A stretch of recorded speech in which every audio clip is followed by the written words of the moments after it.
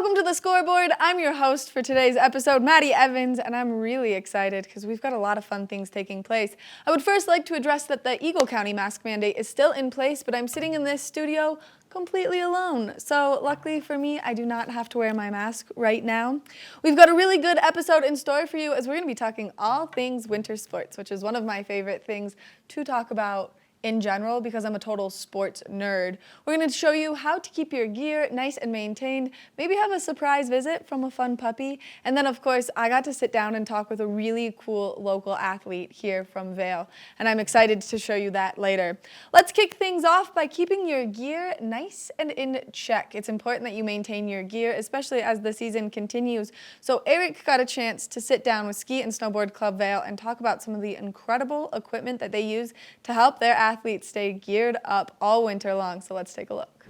With one of the most elite ski programs in the entire world, you need a tuning facility to keep up with these incredible athletes. I'm happy to be joined today by Brandon and Paul from Ski Snowboard Club Vail. Brandon and Paul, first off, thank you so much for joining me today. I really appreciate you letting me into your shop for this little afternoon session. Yeah, thank you guys. That's great. Yeah, absolutely, guys. So right behind me is one of the most advanced kind of ski technology machines out there. It's from Wintersteiger. Let's give our viewers a little review of what this machine is doing for the skis. Basically, it's got a ton of different capabilities, from pre-grinding the ski, basically making it perfectly flat, to setting edge bevels and putting a tailor-made structure in the base for the ski. And so when you say structure, what does that exactly mean? The structure is the pattern that you see on the base of the ski, and the purpose of that is basically getting the layer of water that the ski is traveling over away from the base to make it faster. And how often are athletes testing out different structures or base patterns? We have pretty much a tailored, structure quiver for the state of Colorado and most of our athletes that are going to FIS races all over through the country. So, we've got a proven testing ground of what works, and of course, with the athlete base and Gold Peak right out the hill, we can tailor things however we need to. Yeah. So structure is sort of the location, because if they go west to like Mammoth, you're going to get a little softer snow with more moisture content. But then where is the difference between wax and structure come into play? Well, the structure we basically want to set up for the ski, and then we run that structure on the ski for long periods of time. The wax is where we can kind of tailor the performance of the ski to the exact snow conditions on that particular race day. So as a race comes up, we'll look at the conditions there, and then that's where we make our wax call to give this kind of set the ski up to be as fast as possible for that particular race. Yeah. Now, I know I come from kind of a hockey background, and the sharpness of the skate can differ by not only ice, but athlete preference. Do you have any athletes that are like, I know that structure or that wax is good for the day, but I'm not touching it. I want to go to my normal structure or wax, or is that just unheard of? No, I would say our higher level athletes that are competing at the highest levels, they know what they want, and so we'll kind of tailor make our services for them. The lower level or the younger athletes, we'll do more of a broad setup for them. Yeah. Okay. And that's, one of the benefits of Ski Snowboard Club Vail. You're getting this much support, not only on a training side, but on a kind of, we're going to say, the equipment training side. Yeah, our big word down here is basically consistency. So between any given training or racing day, the athlete can have a lot of different variables in their life. What the snow conditions doing that day is one thing, but whether they have a bunch of homework on their mind, whether they're tired, whether they ate enough. But we want to control the uncontrollable, or the controllables actually, and make sure that ski is going to feel the same from every training day to race day. Yeah. And how many pairs of skis are you working with a year? How many skis do these athletes typically go through? Lots. From the FIS quiver is probably right around averaging about 12 pairs of skis, all through different disciplines, and even our U14, U12s are a quiver of 6 to 8. So on a daily basis, we're stone grinding or fully prepping about anywhere from 10 to 20 pairs of skis a day, and then edge and waxing for the following training session the next day, anywhere from 60 to 100. Yeah, 60 to 100 a day. Man, that is some impressive work. That is the unique challenge of this ski tuning shop, is maintaining the highest level of precision and consistency with a really, really high daily volume of work. Yeah. And that's what's been really cool about being part of this shop, is building that system. Yeah. Yeah. And then obviously ski and snowboard. You do get some athletes, some snowboard athletes that come through here. How persnippety are the snowboards in the machine, or the base structures and the wax for snowboards versus skis? I'd say it's the same for border cross athletes. Yeah, wax is super important. It's a little bit more work to get a snowboard flat, just being a little wider, a lot wider. But yeah, we get it done down here, and we're growing that business for sure. Yeah, we've always been the troublemakers. Thanks for Yeah. putting up with us, even our equipment. No worries. Oh man, and how many total athletes are there in Ski Snowboard Club Vail, or that you're working with out of this tune shop? So I think, total enrollment with all disciplines across the board, we were right over 600 last year. I think on the Alpine race side, we're around 250, and we have about half of those athletes that use our service on a daily basis, and then the other half, we, basically come to us at an a la carte.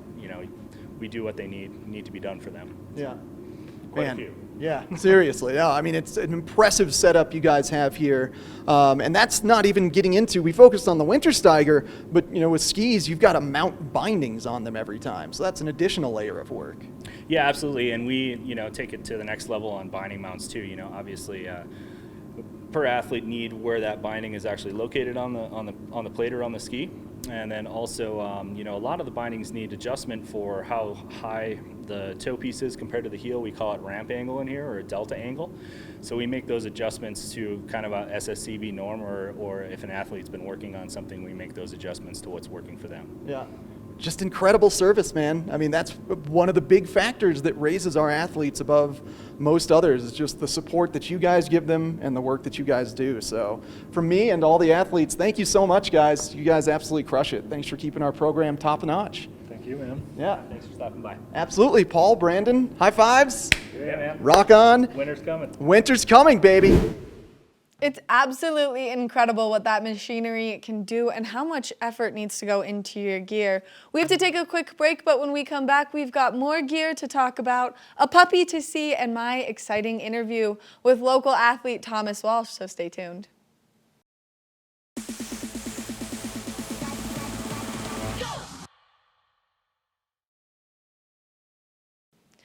Welcome back to the Scoreboard. I'm your host, Maddie Evans. Now, winter is definitely upon us, and two of my favorite things include getting out and enjoying the slopes and dogs. And so Eric made a great segment combining the two activities, which there's nothing better than skiing and puppies. And Eric's going to chat with us about maybe how to get geared up to deal with both things. So let's take a look.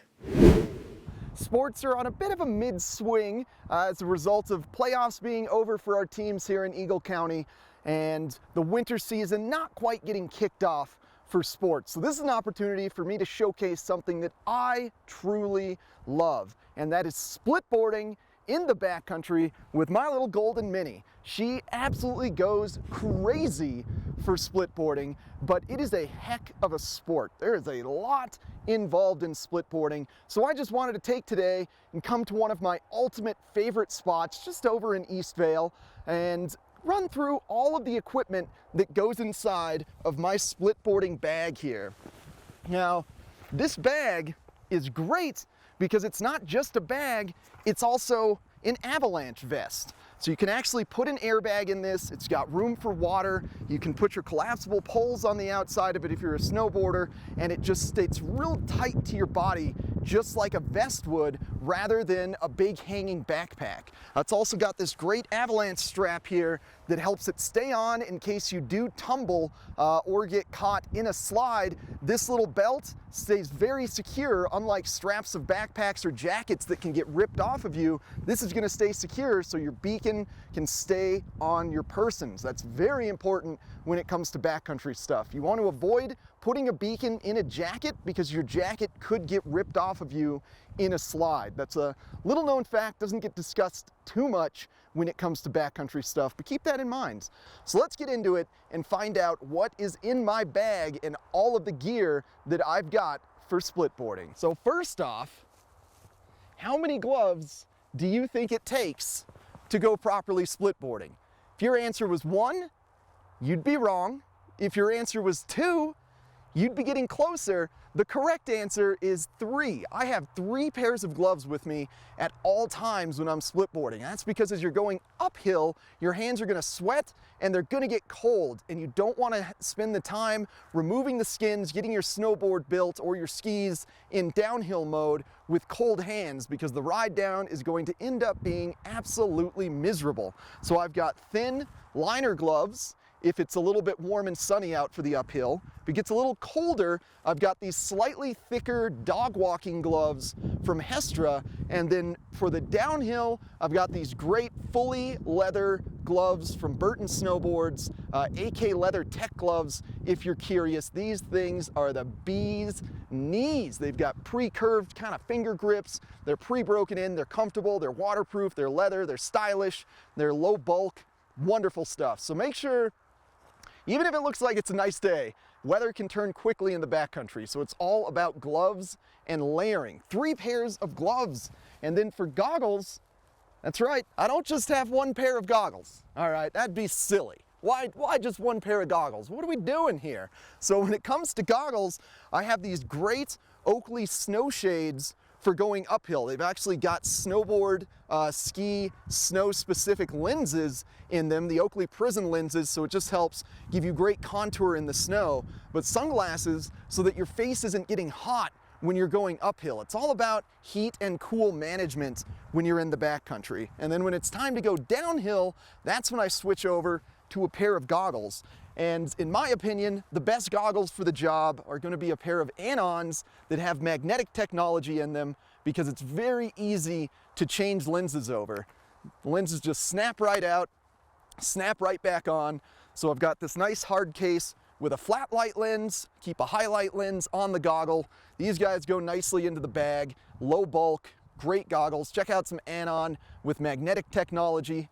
These are the M4s, if you're curious about them. They're absolutely great. And that kind of does it in terms of the extra outerwear that I carry with me.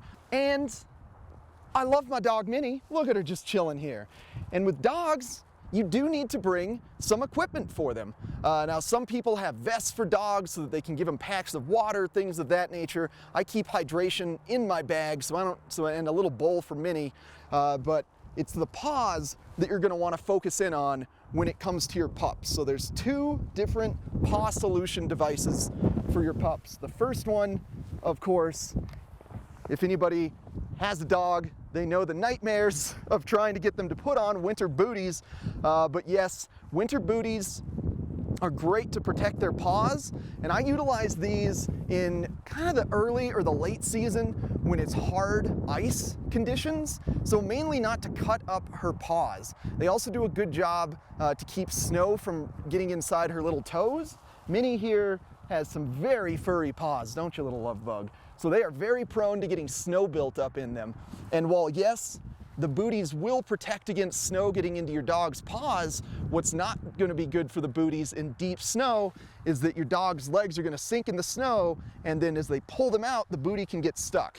And I keep mentioning rough wear because these are incredible booties. They've actually got Gore-Tex and Vibram rubber soles, so your dog can keep grip. Some dogs don't feel comfortable in boots, so they don't necessarily maintain the same grip that they would have with their paws. So these Vibram rubber outsoles really help out with the paws and the dog booties.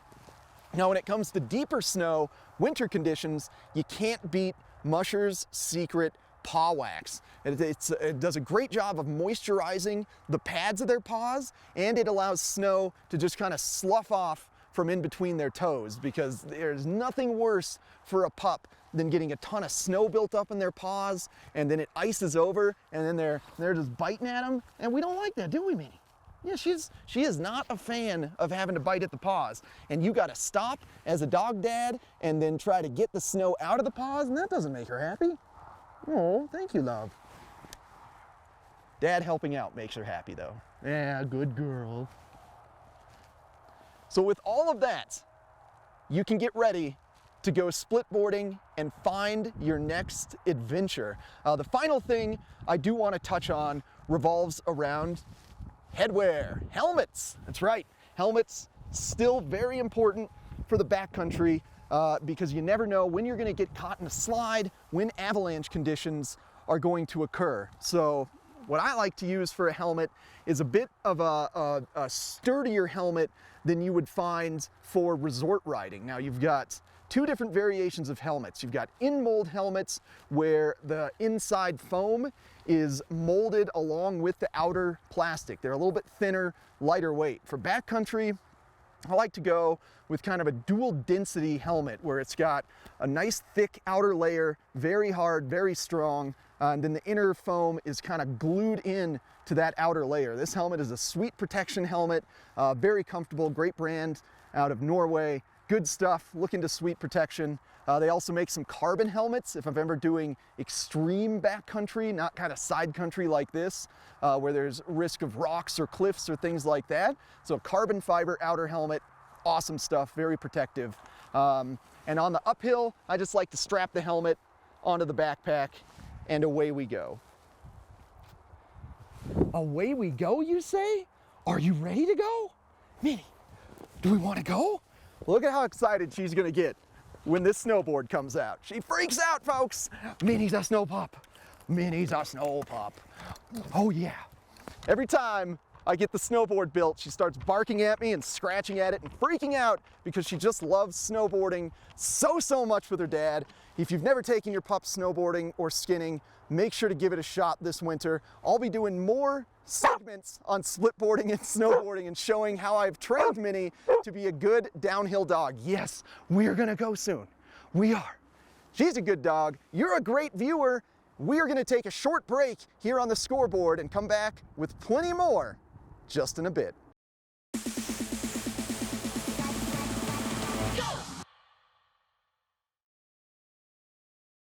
Welcome back to the Scoreboard. I'm your host, Maddie Evans. Now, recently I got a chance to sit down with a very interesting local athlete and a Paralympian, Thomas Walsh, right here in the TV8 studio. And this was before the mask mandate, so you get to see everyone's smiling faces, which I absolutely love. And he's got some really cool things happening. So let's go and meet Thomas Walsh.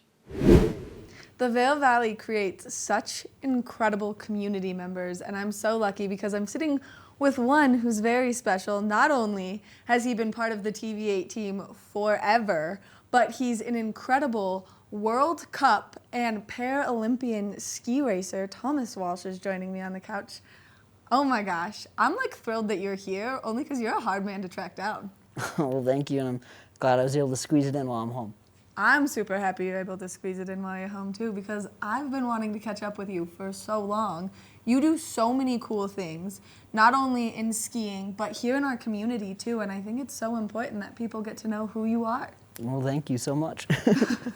You've had a great start to your season this year. Been traveling a lot, doing things left and right. What has been kind of the highlight of the season this far? This year has been a really big year in terms of trial and error, trying to figure things out. Unfortunately, I had an injury last year, which kind of interrupted my progression in my ski racing career. But I was able to come back this year and earn a World Cup podium earlier this year in Switzerland. And so this is kind of the stepping stones to our next big event, which is World Championships, coming up in Norway and Scandinavia. And then the big grand finale is going to be happening in China for the Paralympic Games. I mean, are you excited? Are you nervous? How do you feel coming back from the injury? It's a lot. It's a long process. Ski racing is a pretty dangerous and violent sport on the body, but I'm feeling strong, I'm feeling happy, and I really am loving my skiing right now. I mean, like, you're so involved in our community that you started skiing at 5 years old with one of the great endeavors that you can do here, Ski and Snowboard Club Vail, and so you've been at this for a really long time. I have. I started skiing and then I started racing as a young athlete in that program, and I loved it. And this community has such an environment to foster so many different things. I was skiing, I was riding my bike, I was doing Nordic skiing. I got really involved in the arts and theater and film here in the community, which have helped me now that I've gotten older, not only in skiing, but also in just my professional life. I'm on the Cultural Arts and Special Events Committee for the town of Avon, so that keeps me involved in that kind of facet of our town. And I'm just really happy and grateful to be from here. I mean, we are so lucky to have you as part of our community, and it's so cool how far you've gone and how far you've taken it. You've done some incredible things working alongside other great local athletes like Michaela Schifrin, and just putting in work and like bringing awareness to a lot of really cool things here in our community too. Yeah, I really love, kind of being able to give back in my own way. I'm very busy with what I'm doing in my job. However, being able to take the time and connect with the people around me and share those experiences. I teach skiing as a part-time instructor, and it allows me to share a passion and a love of sport with guests and also local kids and athletes. My favorite part about that, though, is that you're so humble with what you do that you don't tell the kids that you're teaching how incredible you are, so they don't even know that they're like with this phenomenal athlete. I guess so. I like to stay humble with what I do, and I think it's purely because I love it. And some athletes will get out there and scream and shout all their accomplishments, and I'm really fortunate that I have a pretty decent resume with skiing and some other things, and I just like to try and connect and share the experience rather than maybe get people starstruck in a way. I mean, I'm starstruck just sitting here, so I'm excited to even be here. Now I'm blushing because I said that out loud. But you have a big year, and you have recovered from this injury. And like, what are the trials and tribulations of making that turning point in your career from really being like an athlete starting in the Vail Valley to going to bigger stages? It's really important to remember where you're from. And so coming from a small town, I was able to, hone in on my skills of connecting with people and knowing myself truly before I went to a bigger stage. And this upcoming Paralympics will be my second Paralympic Games. And the first time I was there, I didn't really know what to expect. There's a lot of eyes on you. It's a big stage. There's a lot of people, a lot of athletes, and the competition is very fierce. So really being able to reflect on my upbringing, my home, my family, my friends, the people in this community, to help me understand that I can do this and I can move on and I can be okay and know where I stand before I get put in the spotlight in the start gate at a race. And in that moment of the start gate, what goes through your head? That's a pretty good question. A lot of people have different answers, and I studied theater and film in college, and so I like to think of it like that before a director says action, or before I walk out on the stage to deliver a line. I take a deep breath, and I kind of let natural instincts take over. I know I've done my rehearsals, I've learned my lines, I've practiced, I've trained, and kind of just letting the moment take over before you push. Any courses you've done recently that have had maybe a nightmare, like delay gate or something that has really just brought you to a halt? Hopefully not a halt, because I'm trying to go fast down the hill. Not a halt, but like a roadblock, a mental roadblock. There's definitely some courses that they'll send some shivers down your spine. I'm not a downhill skier, so I don't necessarily have those huge, massive jumps or the intense speeds. I'm not quite a big enough guy to be a downhiller, but I really hone in on the slalom and the technical events. And as I've learned new skills and I'm starting to go faster through some gates and hitting them, there's definitely times where, my hand will miss and I'll take one in the face and it'll kind of jolt me up. So there's some steep hills, and my favorite race slope is actually in Kranjska Gora, Slovenia. And there's a couple times where I'll get up there and look down the mountain, and it's icy and it's fast and it's a little bit scary.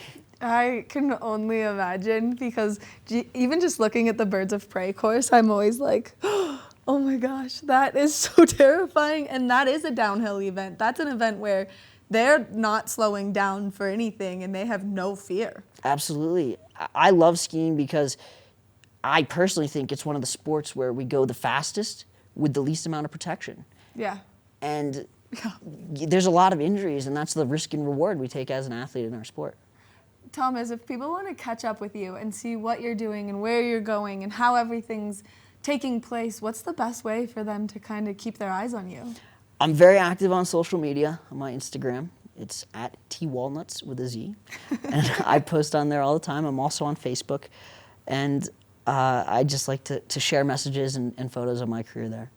Thank you so much for coming in and chatting with me and giving me all this great information. I know that I follow you so that I can like see all the cool things you're doing, and I'm like, wow, how lucky am I that I even get to sit on the couch with you and have this conversation. Well, thank you for having me, and I hope to see you soon.